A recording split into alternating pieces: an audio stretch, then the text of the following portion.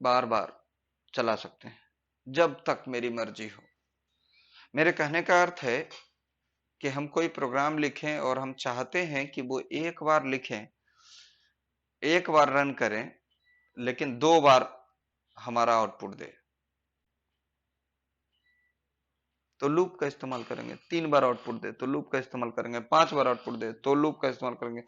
5000 बार output चाहते हैं तो भी लूप का इस्तेमाल कर सकते। यानी किसी भी प्रोग्राम को हम एक कंडीशन के अंतर्गत जितनी बार चाहें उतनी बार रन करा सकते हैं। प्रोग्राम एक ही बार लिखना पड़ेगा। सॉरी। उसके बाद हम जितनी बार जो कंडीशन देंगे उतनी बार वो प्रोग्राम रन करेगा। उदाहरण के तौर पे हम यहाँ पे प्रोग्राम लिखना शुरू कर दिए हैं।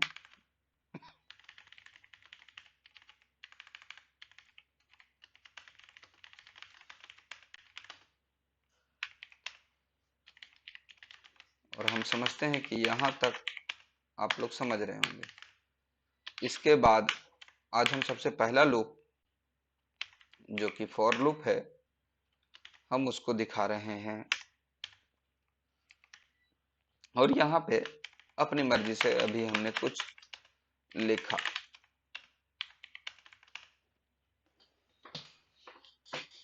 इतना के ऊपर आप सभी लोग समझ रहे हैं और इसके नीचे भी समझ रहे हैं। तो मेन चीज जो इसमें समझना है वो है लूप, और इसमें आपको दिख रहा है फॉर लूप। ये फॉर लूप क्या है? फॉर लूप का सिंटैक्स होता है कि फॉर लिखेंगे और इसके फंक्शन के अंदर हम डालेंगे पहला चीज जो कि है इनिशियलाइजेशन, दूसरा जो डालेंगे वो है कंडीशन, और तीसरा जो डालेंगे वो है इंक्रीमेंट या डिक्रीमेंट। मेरे पास ऐसा कोई रिस्ट्रिक्शंस नहीं है कि हम ये डालें, ये डालें या ये डालें। अगर हम ऐसे ही प्रोग्राम को चला दें तो ये इनफिनाइट मोड में चलेगा। कितना चीज इनफिनाइट मोड में चलेगा? वो चीज इनफिनाइट टाइम चलेगा जो इस ब्लॉक के अंदर लिखा हुआ हो। और फिलहाल इस ब्लॉक में हमने अभी कुछ नहीं लिखा है। उदाहरण के तौर पे हम यहाँ पे लिखते हैं मल्होत्रा कंप्यूटर सेंटर, और अगर हम इस प्रोग्राम को रन कर दें गलती से भी, तो कंडीशन हम यहाँ पे क्या पा रहे हैं? यहाँ पे ना कोई इनिशियलाइजेशन है, ना कोई कंडीशन है, ना कोई इंक्रीमेंट है, ना डिक्रीमेंट है, जिसकी वजह से ये प्रोग्राम इनफिनाइट टाइम चलेगा। इसको रोकना मुश्किल होगा। हम ये नहीं कह सकते हैं कि असंभव है, लेकिन मुश्किल हो जाएगा। इसके लिए हम जब लूप का कोई प्रोग्राम करें तो इस बात का खास ध्यान रखें कि फाइल को एटलीस्ट हम सेव कर लें। हम यहाँ पे for1.c नाम से फाइल को सेव कर लिए हैं, और अब इनिशियलाइजेशन अपनी मर्जी से देते हैं। मान के चलिए अभी ऐसा कुछ भी कि i एक इंटीजर है, और इंटीजर का एक इनिशियलाइज कर देते हैं हम वैल्यू कि i बराबर कोई भी एक डिजिट बोलिए आप, कुछ भी, 2। सपोज करिए आपने कहा 2, तो ये i का मान यहां तय हुआ है। और अब हम कहते हैं कि i चेक करिए कि 12 से कम या 12 के बराबर है। तो i बराबर जब हमने 2 तय कर दिया तो ये 12 से कम है कि नहीं है? है। हम यहां चाहे जो चाहें, हम कहते हैं कि 4 से कम या 4 के बराबर है, तो हाँ है।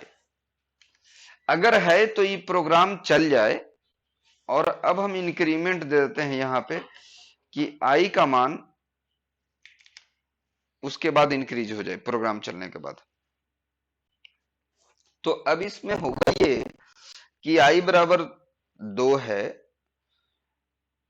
और i 4 से कम या 4 के बराबर है तो प्रोग्राम चलेगा, अगर नहीं है तो प्रोग्राम नहीं चलेगा। इस केस में यहां पे प्रोग्राम चलेगा, तो एक बार चलेगा और वापस प्रोग्राम रिटर्न कर करके इसके बाद फिर से इसी लूप पे जाएगा, और अब i को ये इंक्रीज कर देगा। Increment operator. तो अब आई बराबर कितना हो जाएगा? 3। 3 4 से कम या 4 के बराबर है तो प्रोग्राम दूसरी बार फिर से चलेगा, मतलब फिर से यही चीज डिस्प्ले आएगा, फिर इस वैल्यू को इंक्रीज कर देगा। अब ये आई कितना हो जाएगा? 4। और 4 4 से कम या 4 के बराबर है तो प्रोग्राम फिर से चलेगा, फिर से ये लूप ऊपर गया और इस बार आई का वैल्यू हो जाएगा 5। तो 5 4 से कम या 4 के बराबर नहीं है, तो अब नहीं चलेगा, प्रोग्राम नीचे की ओर रिटर्न करेगा और अब अगला जो कमांड है हमारा वो एग्जीक्यूट करेगा। यानी कुल मिलाकर के ये प्रोग्राम कितनी बार चला? कैसे? 3 बार। एक बार आई का वैल्यू जब 2 था, दूसरी बार आई का वैल्यू जब 3 था और तीसरी बार आई का वैल्यू जब 4 था। कुल मिलाकर के ये प्रोग्राम 3 बार चला। हम देखिए इसको रन कराते हैं और आपको एक बार लिखा हुआ टेक्स्ट आपके आउटपुट स्क्रीन में 3 बार देखने को मिल गया। अगर हम चाहते कि 10 बार देखने को मिले तो क्या कर देते हम इसको?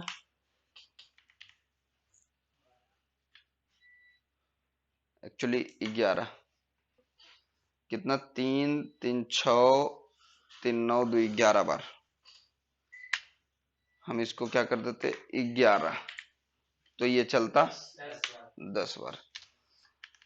अच्छा, अब हम अगर इसको कर देते 0,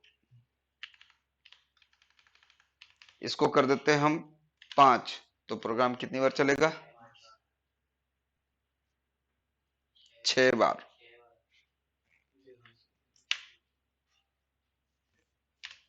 अगर हम कर देते हैं ये, प्रोग्राम कितनी बार चलेगा?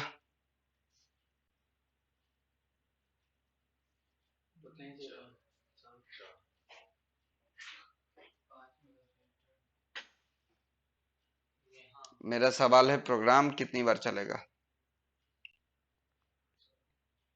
क्यों 4? तो रट्टू तोता नहीं बनना है। पहली बार आई का वैल्यू 0, 0 पर प्रोग्राम चलेगा। हाँ, फिर 1 पे चलेगा। हाँ, फिर 2 पे चलेगा। हाँ, फिर 3 पे चलेगा। हाँ, फिर 4 पे चलेगा। हाँ, 5 पे नहीं चलेगा। हाँ, तो कुल मिला के प्रोग्राम कितनी बार चला?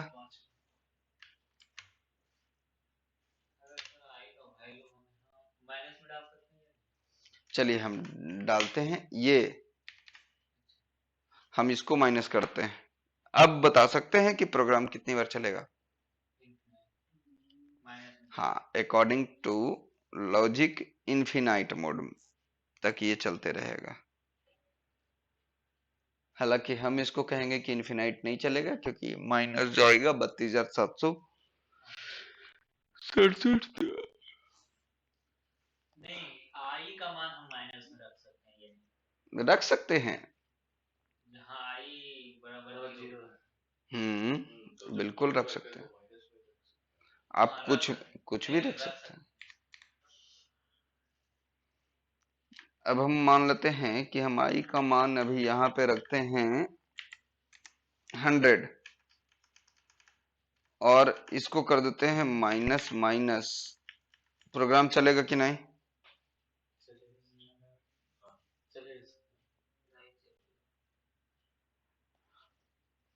अब बताइए कि चलेगा या नहीं, पहला सवाल मेरा ये है।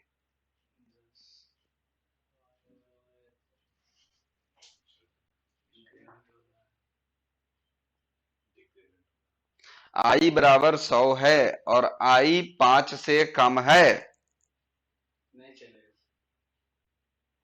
आई 5 से कम है।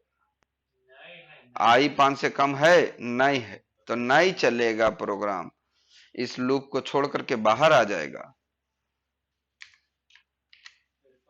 अब कितनी बार चलेगा?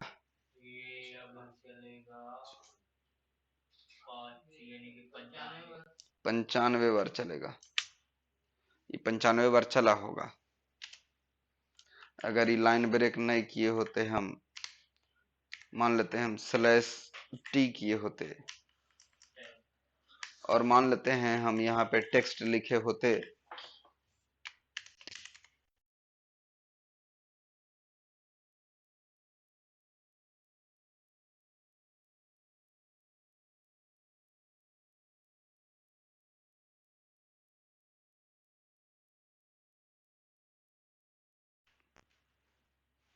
अगर हम यहाँ पे %d और यहाँ पे आई लिख दे तो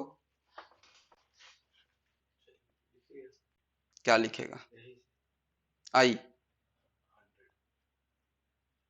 100। कितनी बार 100 लिखेगा? कहाँ है दिमाग आप लोगों का?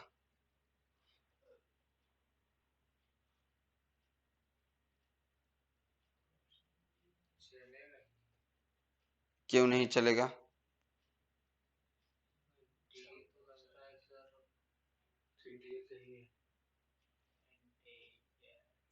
आई बराबर 100। देखिए इकट्ठे मत देखिए, रट्टू तोता मत बनिए। हम थोड़ा सा समझेंगे, हम 2 सेंटीमीटर समझेंगे, ज्यादा नहीं। आई बराबर 100, 100 है, मान लिए 100 है, वो कह रहा है प्रोग्राम ऑलरेडी। आई 5 से ज्यादा है, पक्का 5 से ज्यादा है, हाँ है, पक्का। है पक्का 5 से ज्यादा है, क्योंकि आई बराबर 100 है, तो प्रोग्राम चलेगा, ये बात तय है। प्रिंट करना है किसको? एक टैब को, और उसके बाद आई को, ठीक। और आई का मान कितना है? 100 तो क्या छप करके आएगा? 100 100। अब प्रोग्राम जब ये लूप चलाएगा अपने आप को, तो आई का वैल्यू इस वक्त डिक्रीज हो जाएगा, इसकी वजह से डिक्रीज हो जाएगा। अब इस बार आई का वैल्यू कितना हो गया? 99। एक डिक्रीज होगा ना भाई, तो 99। अब 99 बताइए 5 से ज्यादा है? तो हाँ है, तो चलेगा और प्रिंट करेगा आई को। अच्छा 99 5 से ज्यादा है तो प्रिंट करेगा 98 को, 99 को। फिर अगली बार जब प्रोग्राम फिर से ऊपर जाएगा, फिर अब आई बराबर हो जाएगा 98। अब 98 5 से ज्यादा है। अगर है तो फिर प्रोग्राम चलेगा, 6 तक दिखाएगा ये, 100 से लेकर के 6 तक। देखिए हम शुरू से कहते आ रहे हैं, प्रिंटफ में जो लिखते हैं वो दिखता है, जो लिखते हैं वो दिखता है।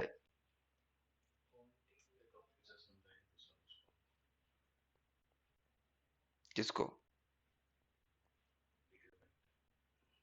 हम डिक्रीमेंट नहीं समझा रहे हैं, हम समझा रहे हैं कुछ भी। आप आई बराबर क्या इनिशियलाइज किए हैं, आई बराबर आप उसके बाद क्या कंडीशन लगाए हैं,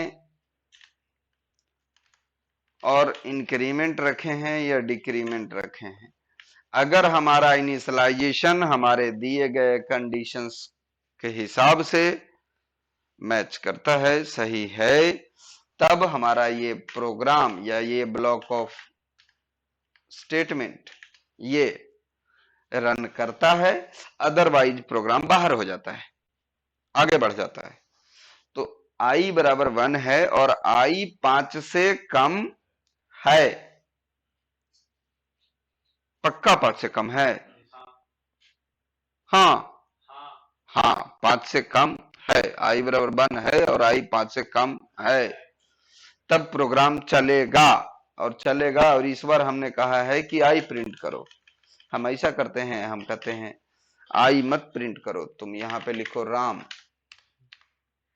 तो राम लिखेगा। 5 बार क्यों लिखा?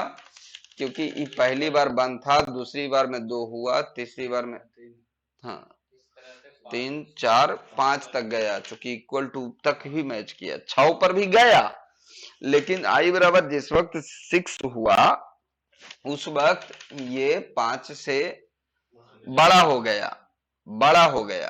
और हम हर बार पूछ रहे थे कि 5 से छोटा है कि नहीं, तो बड़ा हो गया। तो बड़ा हो गया तो प्रोग्राम नहीं चला और ये अपने आप को छोड़ करके बाहर आया और नीचे खत्म कर दिया प्रोग्राम। बोलिए।